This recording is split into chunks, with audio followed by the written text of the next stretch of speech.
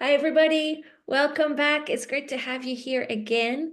We are on day 3 of the LAC Summit, a whole week of sharing and learning. And it's great to see so many familiar faces back for our sessions and some new ones as well. And before we jump in with today's session with Kierra, I just want to take a moment to tell you a little bit about this summit and why we're doing it. So my name is Emma Burns. I'm the Professional Learning Coordinator at Consilience, which is the organization that runs the Learning Analytics Collaborative, which is the sponsor of this event. And the collaborative is a really special community where we create lots of opportunities to learn and grow together, just like this one. And we do lots of other things as well. Let me just briefly tell you, in case you're not aware. We are both a platform and a service for schools that want to use learning analytics to improve and to transform. Our mission is to support you to build cultures of data use. So what we do is we collect all the data that every school has, and not just academic data, also demographics, well-being, everything you've got, and we collaborate with you to figure out the best way to present that data so that becomes information. And then we teach users how to use that information with protocols and tools so that your community can gain insight about your learners. And we've really found that that creates a real impact. So we have over 100 visualizations in our platform, and each one has been customized to answer the specific questions that schools have. We've got dashboards for teachers that want to know about their students and align assessments from different internal and external assessments. We've got dashboards for specialists that want to understand the impact of their interventions. We've got dashboards for board members, operational teams, administrators that want to have the high-level aggregate data. And we have dashboards for parents and students who want to see an individual student's progress over time. So we have over 50 schools all over the world in our collaborative, and we're all about sharing the learning. So when one school develops a use case or a visualization, we share that info with other schools so that everybody can benefit. And one of the ways that we've started doing that is with this virtual summit. So it's been a really great opportunity to talk to lots of schools and find out where they're at in their data journey, where they're going next, and find some of those commonalities that we all share. So I'm really excited to introduce our next speaker, who is Kierra McCray. She's from Jacksonville, Florida in the USA. And Kierra has a background as an educator and specifically a literacy coach. And she's now a professor for new educators learning to be literacy teachers. And she also helps education nonprofits with strategic planning and helping them to grow. So I'm really excited to hear what she has to tell us about how to drive results. Thanks, Kierra. Thank you so much, Emma. I am just super excited to be here and super excited to educate you all on just simple data, as I would call it, with new teachers. So again, Emma, you did such an awesome job introducing me. I always give this out to people it is that I'm meeting and who have never known me before. So I graduated of Bethune-Cookman University here in the USA, got my master's from North Florida, University of North Florida, go Ospreys, owner of Cultivate Strategies, where I do this beautiful work of helping nonprofits and educational organizations, much like yourself, grow through strategic planning, strategic partnerships, and facilitating change at the organization level. And a member of Alpha Kappa Alpha Sorority Incorporated. And what you see here is just me. I won a humanitarian award years ago of all the work it is that I've done in our community to make human development and humanity a better place. So I'm super excited. So just some of our learning outcomes. Today's purpose, we're going to collect, analyze, and use data to improve student outcomes. I'm going to help everyone to set and achieve clear, measurable educational goals. Next, apply creative teaching methods inspired by data. Next, continuously assess and refine instructional practices. We always have to reevaluate as educators, but most importantly, implement data-driven initiatives confidently and effectively as educators. And again, I am a teacher by nature, professor by heart, like I say. Please feel free to stop and ask questions, as I'm an open book and I'm always willing to assist in anything it is that I know. Let's get started. So when I came up with the acronym DRIVE, I thought about driving a car, and and how do we get to our destination together and effectively. So the D stands for utilizing data, R stands for reaching your goals, I igniting innovation, V reevaluate. But I say evaluate with my students, and then I say the next thing is execute. Like how do we execute once we reevaluate it? So utilizing data. So when I think about utilizing data, I think about the grand scheme of things, understanding that we have formative data, observational data, and summative data. And remembering that data begins with mixed methods within the classroom and in schools. When I tell first year educators, it is like, they're like, I don't understand formative and observation and summative. And I'm like, it's okay. It's just a culmination of test scores, surveys, principals coming by to see what you're doing, APs come by the district if you're at a low Title I school, and everybody's just coming around to just see how is it that how is it that your students are achieving, and what can you do better as an educator.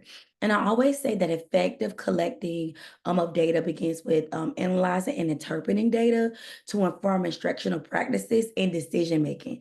Not to make that more simple, as I always tell teachers, it's nothing but grading, figuring out did Johnny do well with test 1 and test 2? What did he do well with in reading? Did he do good with sequencing, main idea? When it comes down to complex thoughts and ideas in writing, that is all of it. Of course, with your principal asking, seeing how it is that you're teaching the standards. What ways can you make it more creative and effective? And so that is just, how you really utilize data. And then I always keep this here to just tell the difference between formative and summative. As we know that formative identify areas for improvement, and summative is also what provides students with a grade. And just so in simplistic terms, as I always say formative gives students opportunities for feedback, and summative allow students to really take tests and figure out their final evaluation. I'll go to the next one.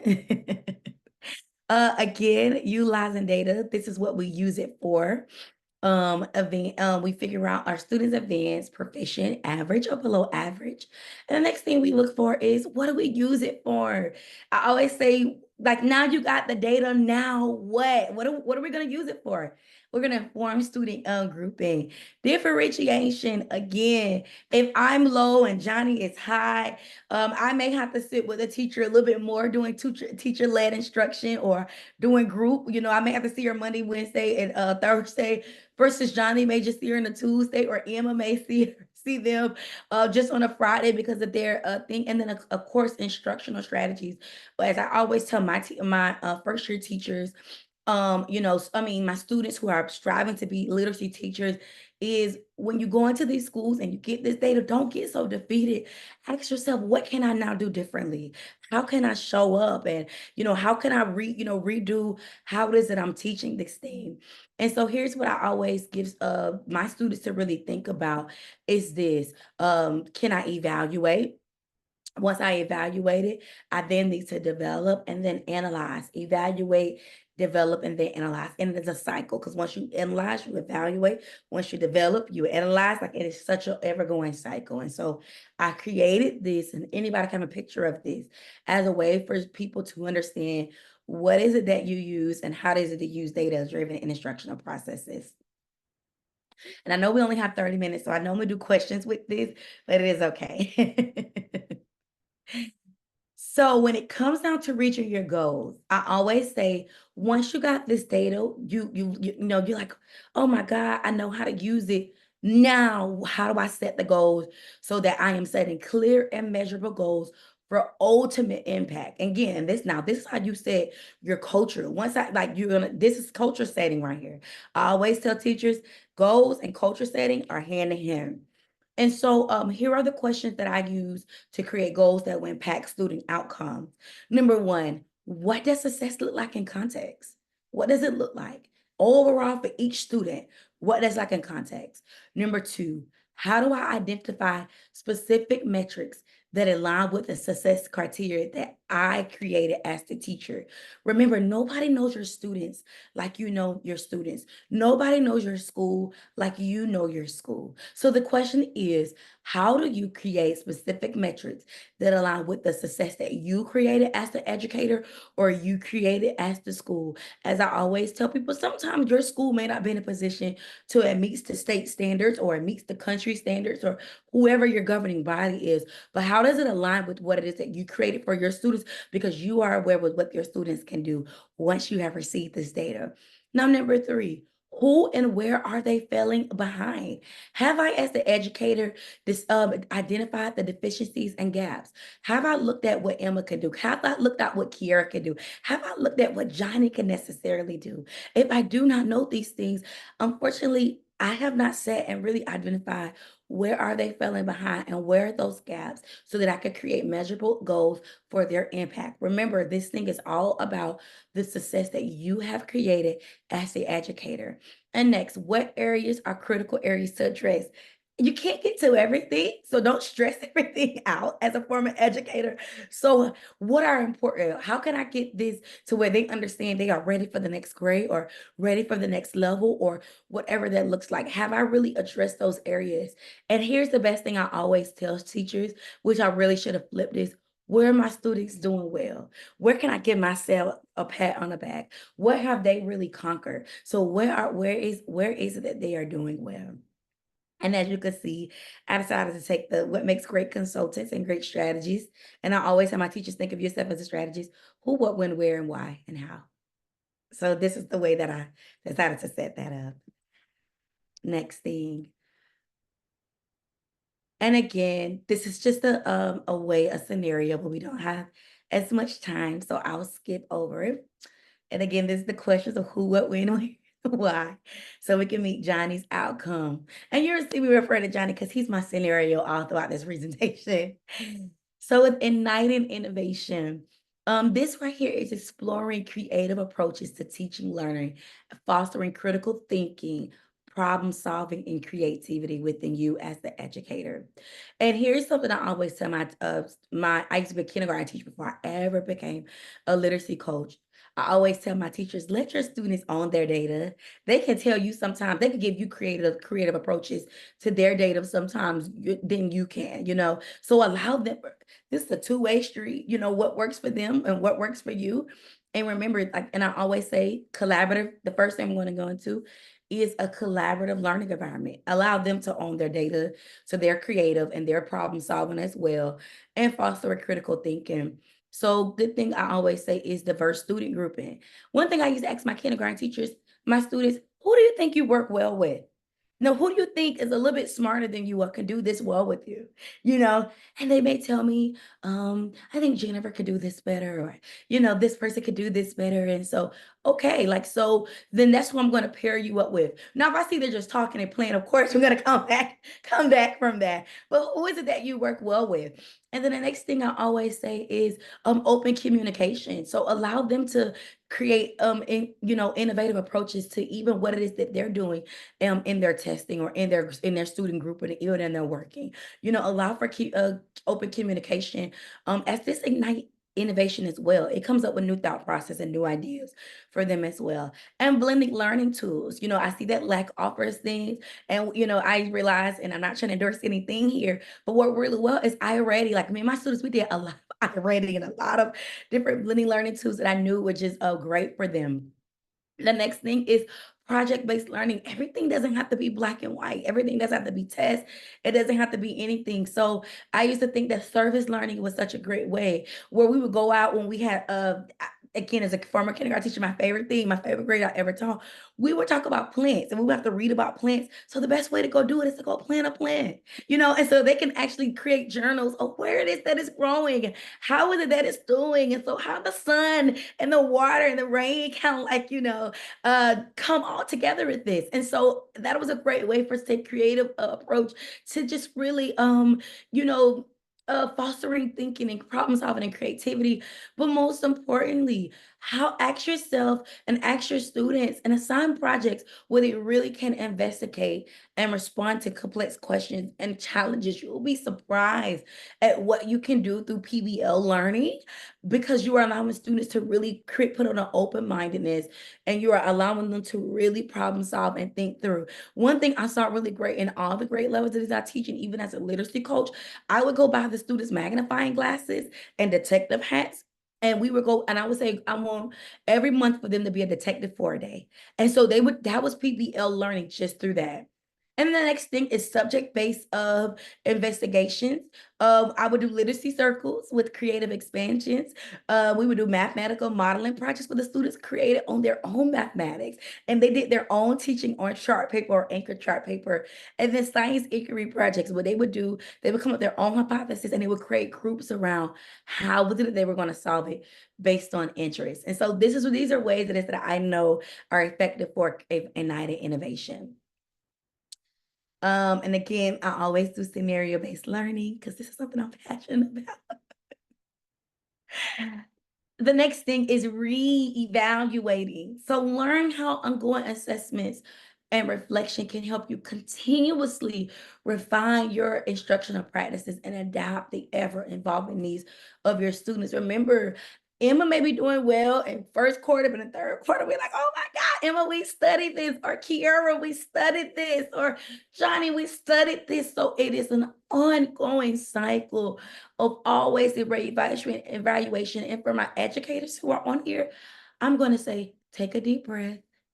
Remember, let's go back. What is it that I created? The success I created for my students, not the district, not the state, not the country, but that I create. Because again, I know my students and I know exactly what they can do. So again, this is a continuous refining process of your instructional practices and adapting the ever-growing needs of your students. Remember, every student needs something different. It's just like a parent or a guardian. Everybody needs something different. So the thing is I want you to think about here is reassessing a student progress. How is it that I'm tracking individual student progress? Am I identifying new areas of strength and weaknesses? And again, like I said, I may be doing well first quarter. Quarter three, I may not do so well. And here's the thing I always want to tell instructors or teachers or educators or any CEOs, anybody. And this can go in just organizations as well. Sometimes everything is not academic. Some things can be social and emotional wellness. And so it's like you have to ask yourself, where is this student? How was it that they're feeling? How was it that they're showing up? And so we have to think about the student as a whole person as well. Just a really quick disclaimer. The next thing is identifying achievement gaps. Have you disaggregated the data by demographics? See, this work here helps educators identify performance disparities and implement targeted interventions to promote educational equity. Like educational equity. We're not equality, nothing is really equal. But does the shoe fit for me? Does the shoe fit for Emma? Does the shoe fit for Johnny? What does those achievement gaps look like? But first, let's go back. Have I really decided to reach with the goal setting? Did I look at their goals? Did I look at the deficiency and gaps? I can only do that. I can only identify them or reevaluate them if I set the goals. I always say our goals with V, reaching your goals, evaluate. Those are the two things that go hand in hand here. And then the next thing is, again, it's an ever-going cycle, informing ongoing instructional practices and possibly new interventions. Remember, now I can be superseding Johnny at this moment, but Also, I may need a new intervention. I may not understand theme and main ideas so well, or I may not understand environmental science versus physics so well, or algebra versus geometry so well. So, have I decided to sit down and think about new teaching strategies to promote and learn and adjust to instruction approaches?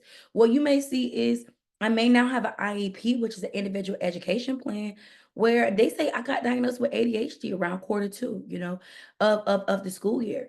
So me sitting on blended learning may not work anymore. So have I decided to really figure out what's going to work for Kay? What's going to work for Kierra? How is it this? How am I going to change this up? Do I need to put her in a new group now? And that's why I always say reevaluate, as it is a way for you to refine your instructional practices and as well adapt to this ever evolving needs of your students. This right here is always a scenario.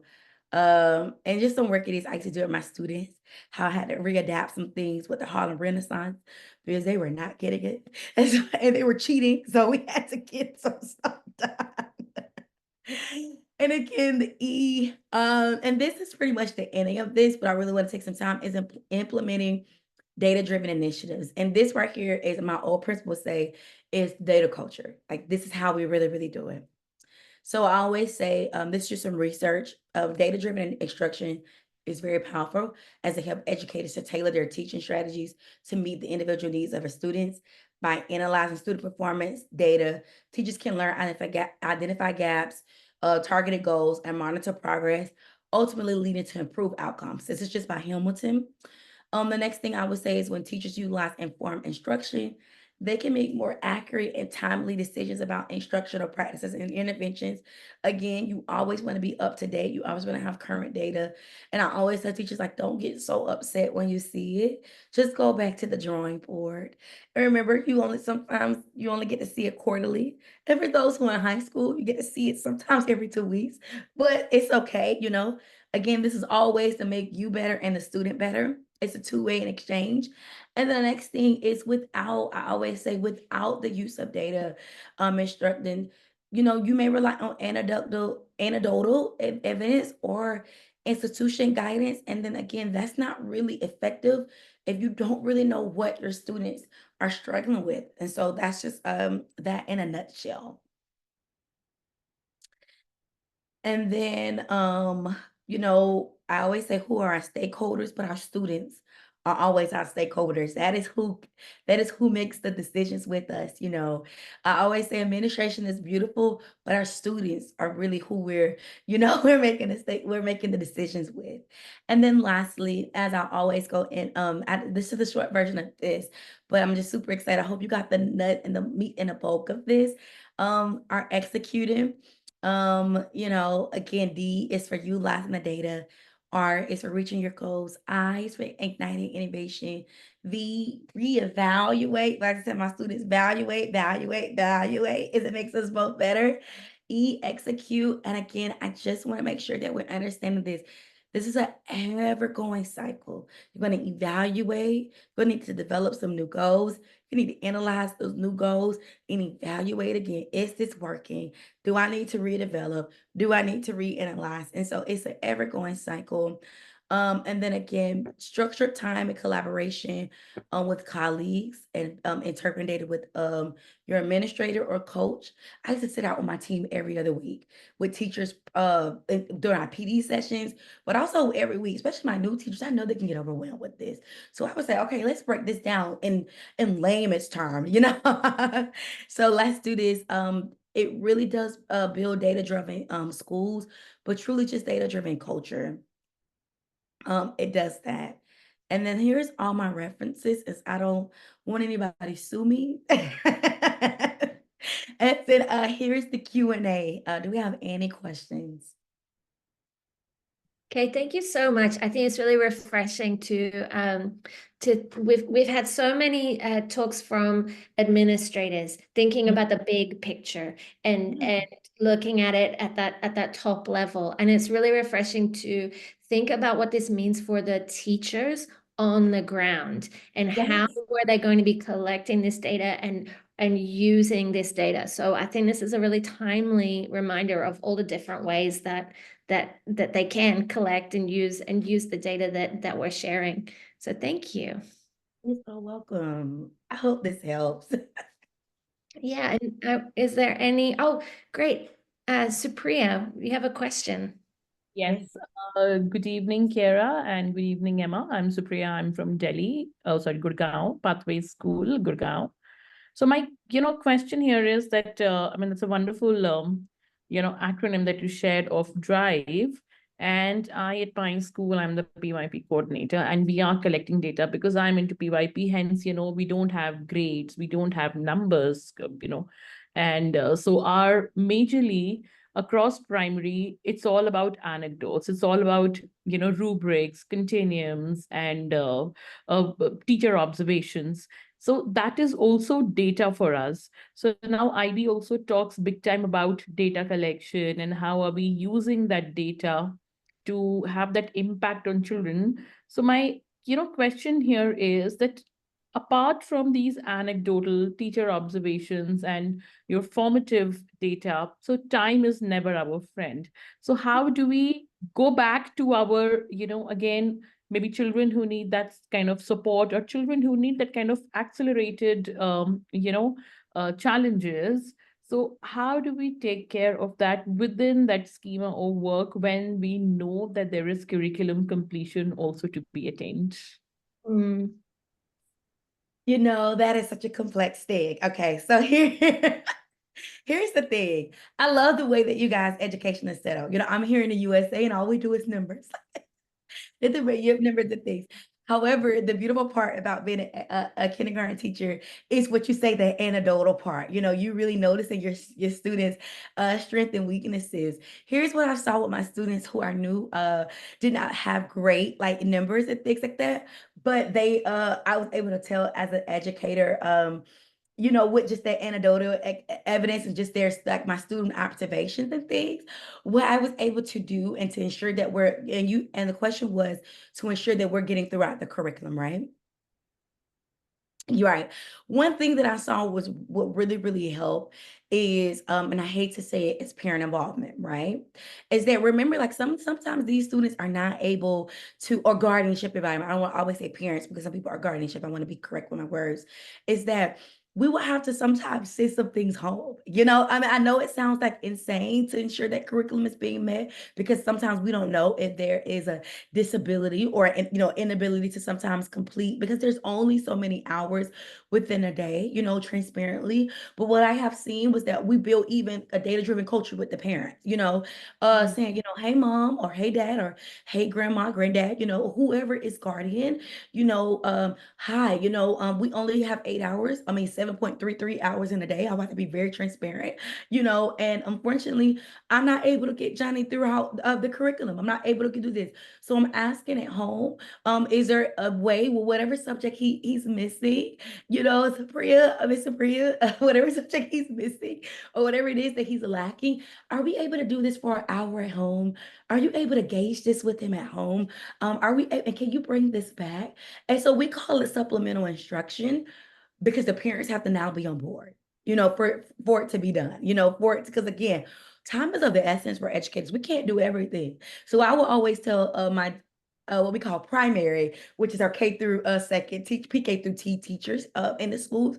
We got to build a data-driven culture at home because there's only so much we can do. Bring that stuff home, allow Johnny to do it with his parents. And again, it is him even getting a different way of teaching, a different way of his parents can even see what what it is that he's lacking. You get what I'm saying? Through their own formal observations and through their own way. And so those are ways that I've seen that work. And then also, I hate to say it is, when I was a literacy coach, here's what I would do. And I know this is absurd because I never had enough time, which is why I never left until 5. I would go in lunch or a resource and pull out a group for twice a week, and we would do that. We would do that supplemental instruction. We would do whatever it is. And I'm supposed to be teaching teachers, but I realized those students were at hand. And so that is sometimes how we were able to finish up the curriculum as well. And so it's just those innovative approaches. And I know that's crazy because it's like, well, I'm a teacher. I only have so much time in a day, but that is just what we had to do. I hope that helps. Thank you. Thank you. Cool. Any other questions? I think that might be it. I'm going to stop the recording. Okay.